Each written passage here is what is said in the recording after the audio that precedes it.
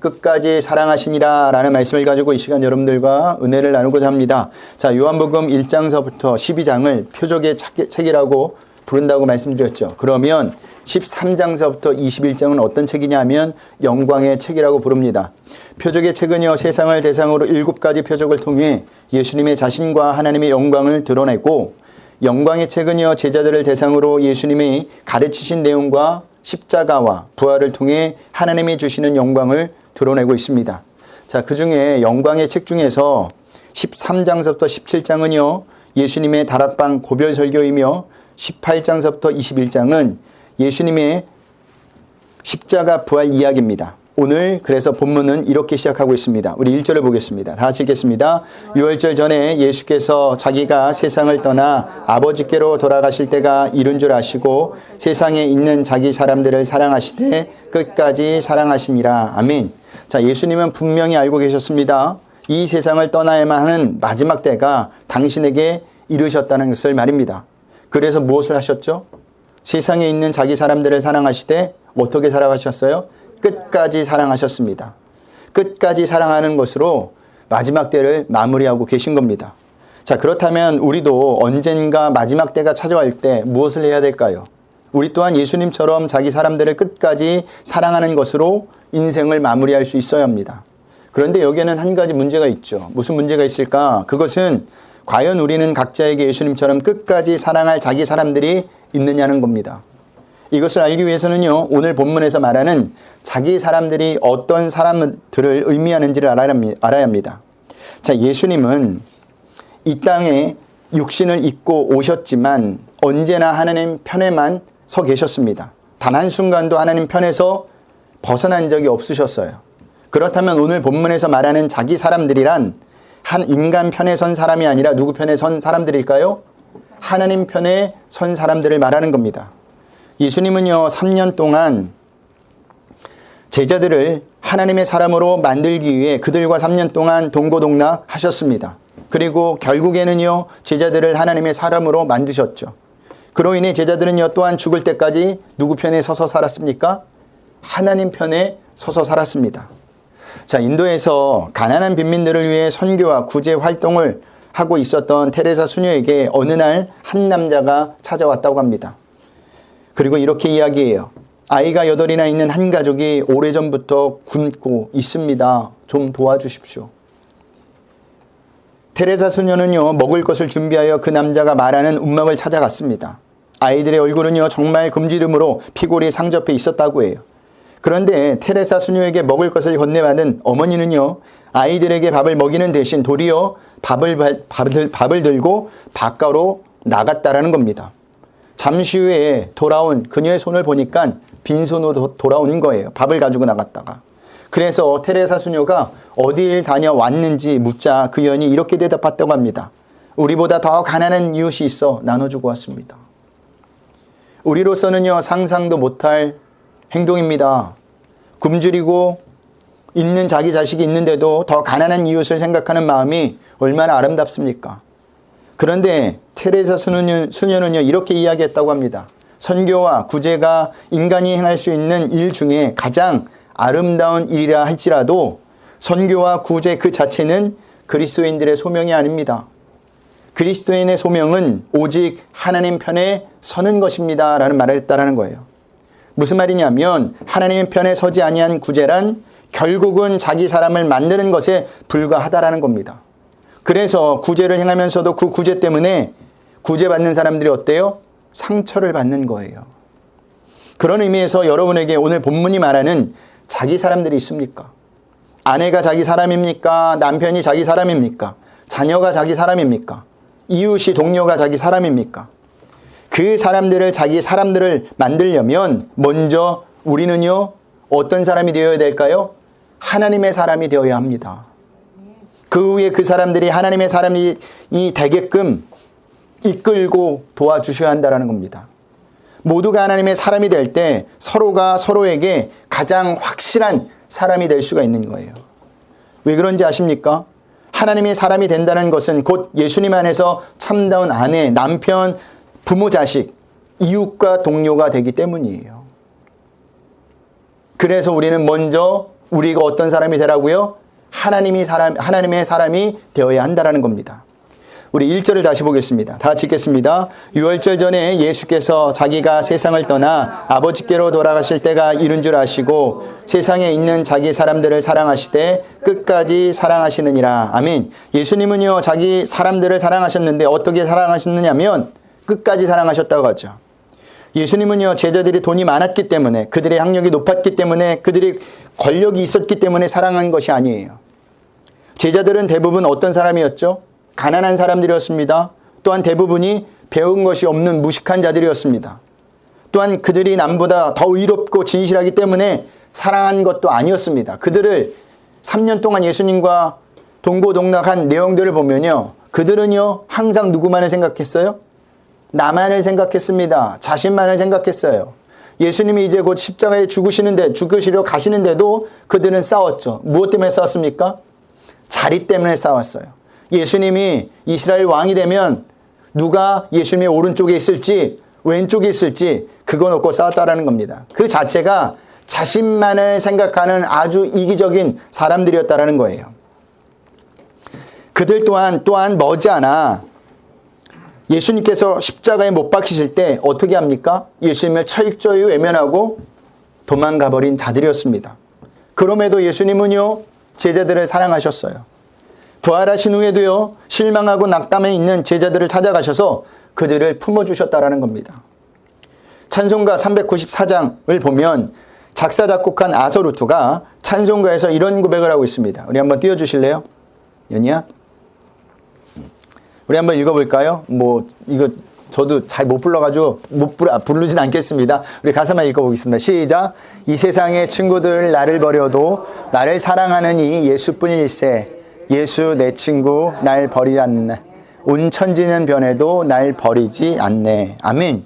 무슨 말이냐면 예수님은 우리를 절대로 버리지 않고 끝까지 사랑해 주신다는 말입니다. 이 이야기를 아주 잘 표현한 예수님의 예화가 있죠. 제가 늘 자주 이용하는 예화입니다. 누가복음 15장에 나오는 탕자의 비유입니다.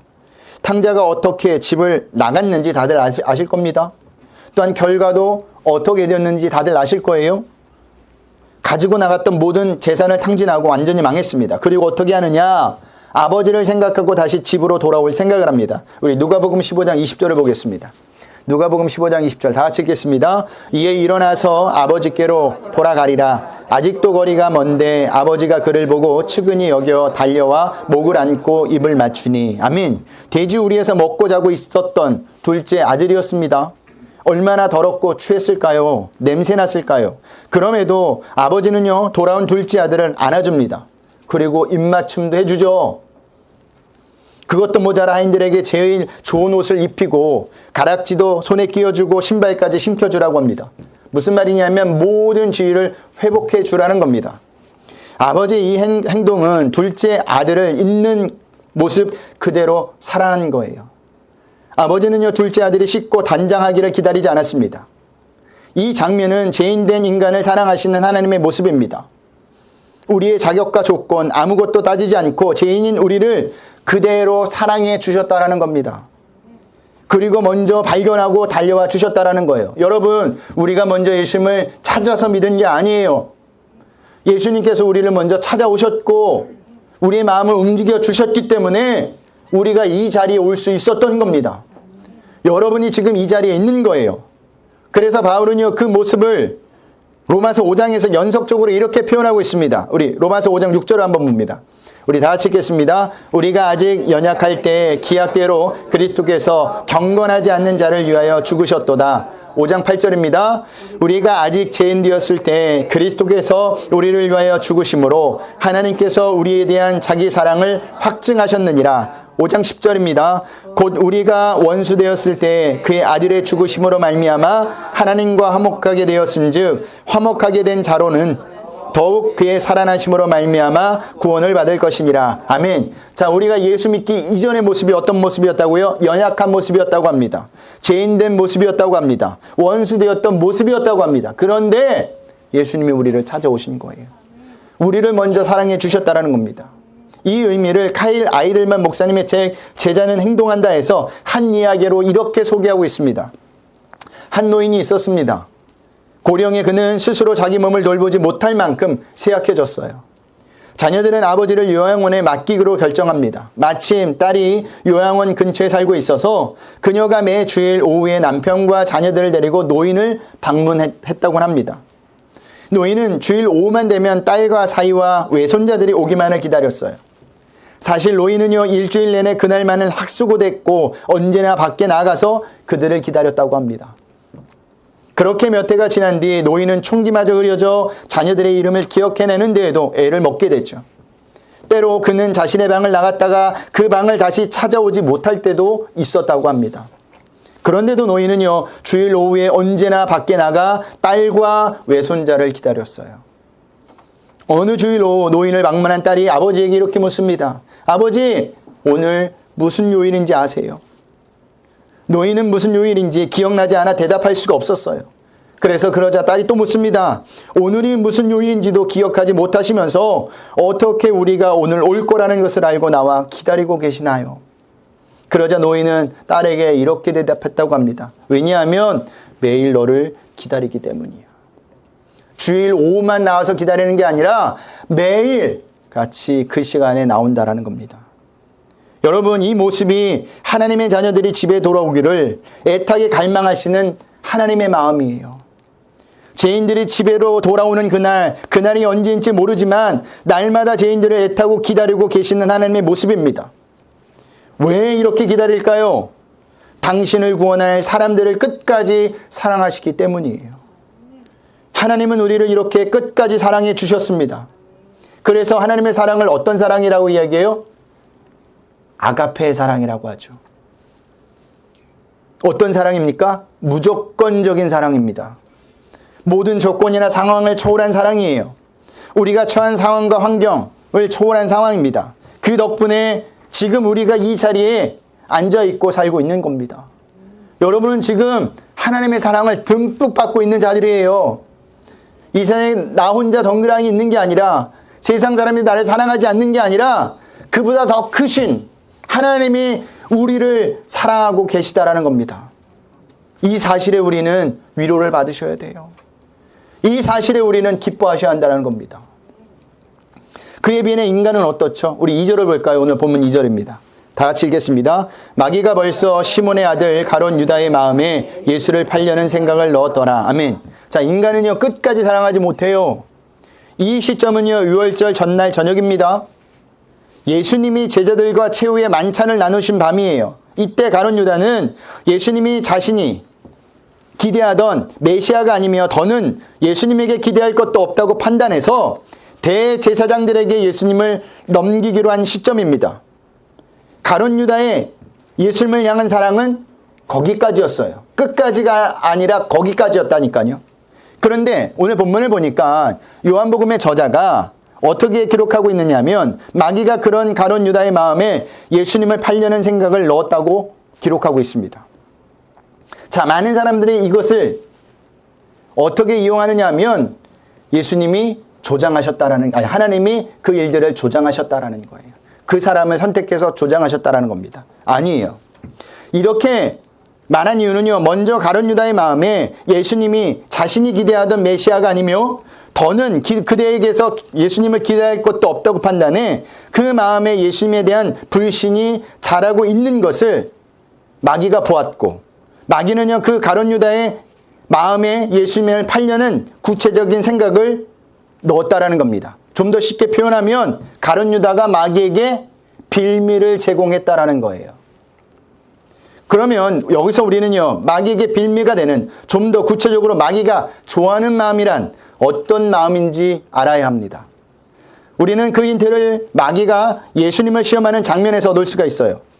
예수님은요, 공생애 시작하기 전 광야에서 40일 동안 금식 기도를 하셨죠. 그때 누가 찾아옵니까? 마귀가 찾아와요. 그리고 몇 가지 시험을 해요? 3가지 시험을 합니다. 제일 먼저 한 시험이 뭐예요? 돌들에게 명하여 떡덩이가 되게 하라는 것이었습니다. 배고픈 배를 채우기 위해서 하나님의 법칙이나 질서를 무시하고 수단과 방법을 가리지 말라는 거예요.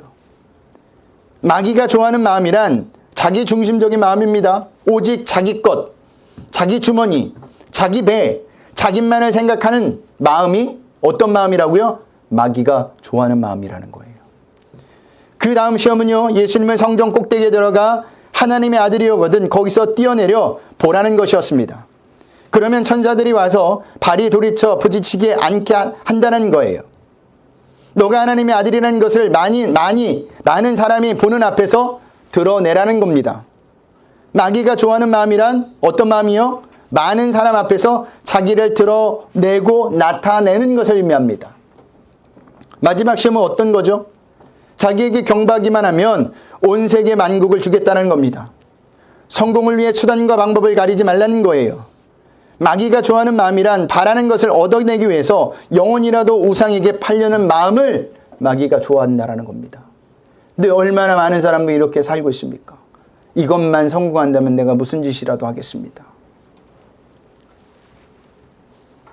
그러면 우리는요, 마귀가 좋아하는 마음이 들 때마다 어떻게 되느냐? 예수님이 마귀의 시험을 말씀으로 물리치셨던 것처럼 우리 또한 말씀으로 마귀가 좋아하는 마음을 물리쳐야 한다는 겁니다. 그럴 때 우리는요, 마귀에게 빌미를 제공하지 않아요. 보세요. 마귀에게 빌미를 제공한 가룟 유다는 결국은 어떻게 되었습니까? 스스로 목을 메어 죽었습니다. 영원한 지옥으로 떨어졌다니까요. 가룟 유다는요, 예수님을 사랑했지만 끝까지 사랑하지 못했어요. 그런데 예수님은요, 가룟 유다까지 끝까지 그에게 기회를 주시는 것을 볼 수가 있습니다. 그러면 우리는 여기서 이런 질문을 할 수가 있죠. 예수님은 어떻게 가룟 유다뿐만 아니라 자신을 버리고 도망가는 제자들까지도 끝까지 사랑할 수 있을까? 그 답을 3절에서 우리에게 알려주고 있습니다. 우리 3절을 보겠습니다. 다 같이 읽겠습니다. 저녁 먹는 중에 예수는 아버지께서 모든 것을 자기 손에 맡기신 것과 또 자기가 하나님께로부터 오셨다가 하나님께로 돌아가실 것을 아시고, 아멘. 예수님은 세 가지를 알고 계셨기 때문에 제자들을 끝까지 사랑할 수 있었다고 합니다. 자, 첫 번째는 예수님 당신이 하나님으로부터 오셨다는 사실을 알고 계셨다라는 거예요. 예수님은요, 당신의 근원을 분명히 알고 계셨습니다. 인간은요, 자기 근원이 어디 있는지를 아는 것이 대단히 중요해요. 왜냐하면 자기 근원을 아는 자만이 자기 정체성을 바로 잡을 수 있기 때문이에요. 그런 의미에서 우리의 근원은 어디죠? 우리의 근원은 어디예요? 하나님입니다. 하나님이 우리를 창조하셨고 우리는 하나님의 청조물입니다. 또 다른 말로 이야기하면 피조물이죠. 그런데 이것을 인정하지 않는 사람은 어떤 줄 아십니까? 하나님에 대한 불만을 가져요. 어떤 불만을 갖느냐? 지금 현재 자신이 처한 조건과 상황에 불만을 갖습니다. 왜 나에게 이런 가정에서 태어나게 하셨습니까? 왜 나에게 이런 상황을 맞이하게 하셨습니까? 왜 불만을 갖는 겁니까? 자기가 원하는 조건과 상황이 아니라는 겁니다. 이와 반대로 자신이 피조물이라는 것을 인정한 사람은 어떨까요? 자신의 처한 조건이나 상황을 불만을 갖기보다는 먼저 하나님의 뜻이 어딘지를 살피겠죠. 그리고 자신이 처한 조건이나 상황에 대해서 그 속에서도 최선의 삶을 살아냅니다. 하나님께서 나에게 이런 상황을 주신 분명한 이유가 있겠지.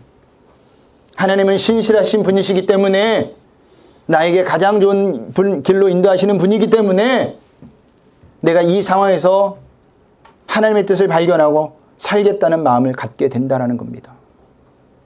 하나님의 주권을 인정한다는 거예요.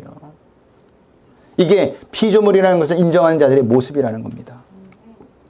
두 번째는요, 예수님은 당신이 돌아가셔야 할 곳이 하나님이심을 알고 계셨습니다. 예수님은요, 당신의 목적지를 알고 계셨다는 거예요. 인간이 자기 목적지를 인식하고 있는 것은 매우 중요하죠. 왜냐하면 목적지를 아는 자만이 삶의 방향이 흔들리지 않기 때문입니다. 예를 들면 이런 겁니다. 공부하는 학생들만 봐도 쉽게 알 수 있죠. 목표가 있는 학생과 목표가 없는 학생은 모든 면에서 달라요. 예를 들면 목표가 있는 학생은 스스로 공부를 하지만 목표가 없는 학생은 스스로 공부하지 않고 누가 하라고 해도 하지 않아요. 공부해야 될 이유를 못 찾으니까. 그런 의미에서 우리의 목적지는 어딜까요?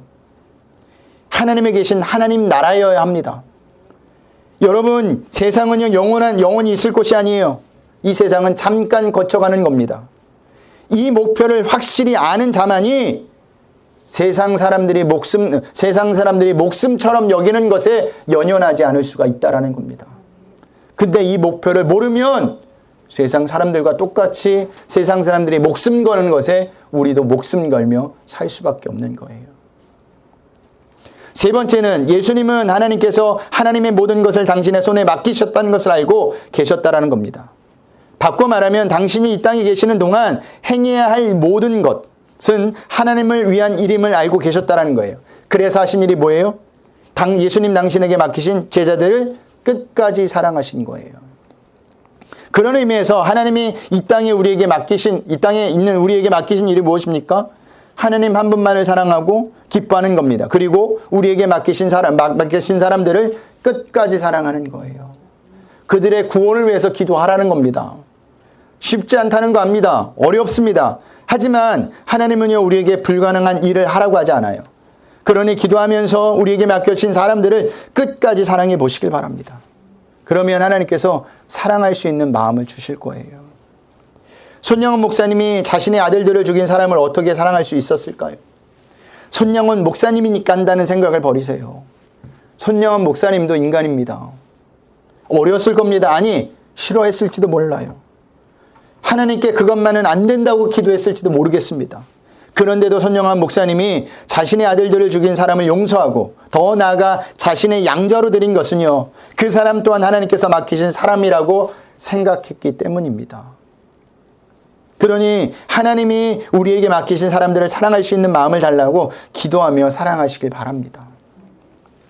예수님이 이 세 가지를 알고 계셨기 때문에 제자들을 끝까지 사랑하셨고, 죄로 인해 죽을 수밖에 없는 인간을 끝까지 사랑하셨기 때문에 십자가에 달려 죽으실 수 있었던 겁니다. 그래서 오늘 본문에서 행하셨던 일이 뭐예요?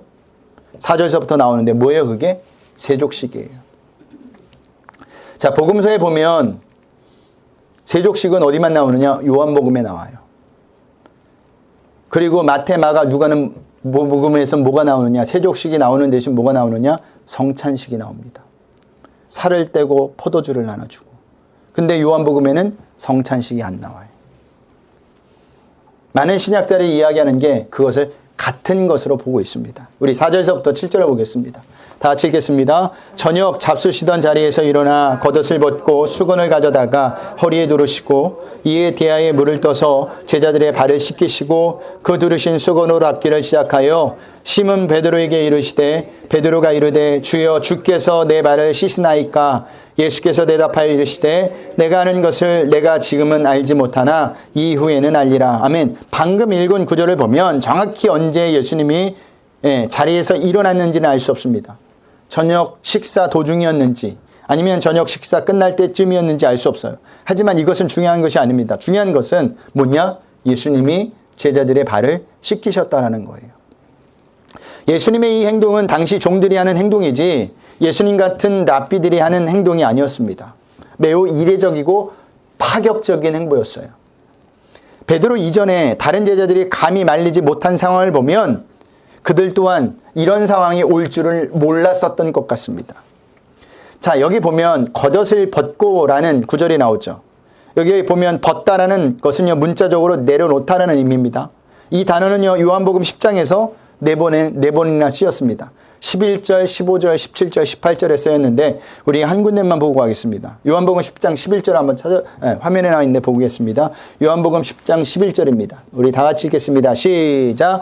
나는 선한 목자라 선한 목자는 양들을 위하여 목숨을 버리거니와. 아멘. 자, 여기서 어떤 단어와 같은 단어일까요? 버리거니와와 같은 단어입니다. 그러니까 예수님께서 겉옷을 벗으신 행동은요, 나중에 자기 생명을 양들을 위해서 버리시는 행동으로 나타낼 것임을 암시한 거예요. 그리고 제자들의 발을 씻기기 시작한 겁니다.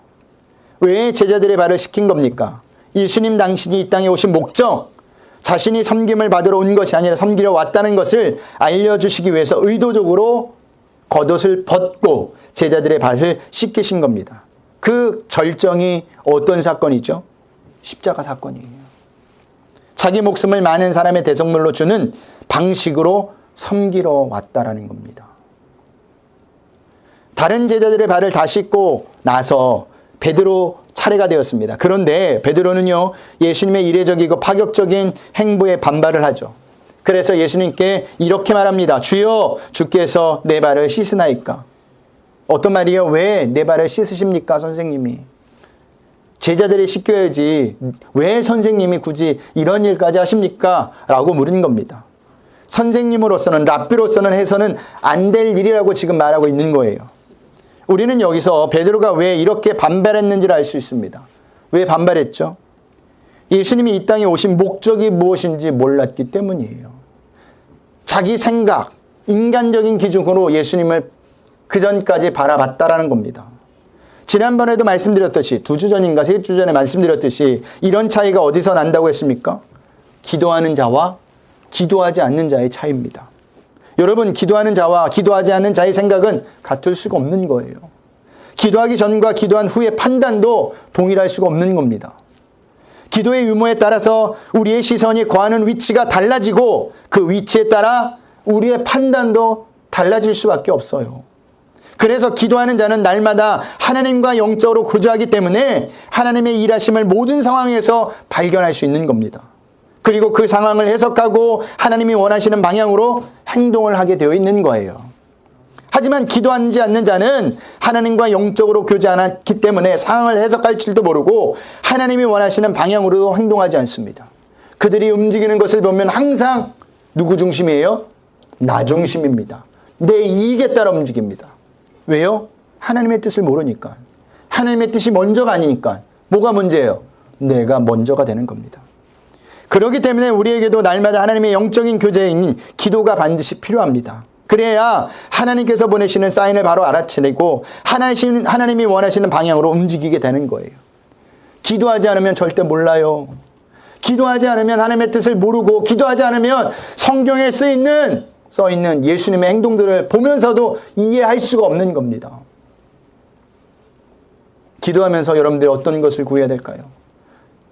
첫 번째, 우리가 날마다 구해야 될 것은 하나님, 오늘의 은혜를 우리에게 허락해달라고 기도하셔야 합니다. 은혜가 있어야 살아요. 은혜가 있어야 살아남을 수 있다니까요. 하나님이 지켜주지 않으면 아무리 우리가 최선을 다해도 살아남을 수가 없어요. 그래서 우리는 날마다 하나님 앞에 은혜를 구해야 돼요. 그리고 하나님의 뜻이 어디 있는지를 발견하는 것이 중요하다는 겁니다. 말씀을 마치겠습니다. 제가 오늘 3가지를 말씀드렸죠. 첫 번째는 예수님은 자기 사람들을 어떻게 사랑하셨다고요? 끝까지 사랑하셨다는 겁니다. 그 의미는 우리 또한 예수님이 어떻게 사랑하신다고요? 끝까지 사랑하신다는 거예요. 우리 행동에 따라서 우리의 구원은 취소되지 않습니다. 그러니 이상한 말 하는 사람들에게 귀에 혹하지 마세요. 너가 그렇게도 구원을 받을 수 있어? 네, 원래 이렇게 살았는데도 구원 받은 겁니다. 그래서 제가 저번에도 얘기했죠. 어떤 믿음을 가지라고요? 뻔뻔한 믿음을 가지라고요. 하나님 앞에. 좀 뻔뻔한 믿음을 가지세요. 하나님은 나를 사랑하셔. 근데 이것을 이용하여 먹으라는 소리는 아닙니다. 늘 하나님의 사랑이 우리를 감싸고 있고 기다리고 있다는 것을 알으라는 겁니다. 두 번째는 마귀가 좋아하는 마음을 물리쳐야 한다는 거예요. 물리치지 않으면 마귀에게 우리의 마음을 내어주는 뭘 제공해요? 빌미, 약점을 제공한다는 겁니다. 세 번째는 우리의 근원이 어디인지, 우리의 목적지는 어디인지, 우리에게 하나님께서 맡기신 일들이 무엇인지 알아야 한다는 거예요. 근데 어떨 때 알 수 있어요? 기도할 때, 그럴 때 우리는 이 땅에서 방황하지 않아요. 내가 어려운 길을 걸어도, 내가 힘든 길을 걸어도, 내가 정말로 세상 사람들이 보기에 좋은 길을 걸어도 거기서도 하나님을 놓치지 않고 하나님이 원하시는 삶을 살아낼 수가 있는 겁니다. 그러니 날마다 기도하는 우리 브리치교회 성도님들이 되시길 주님의 이름으로 부탁드립니다.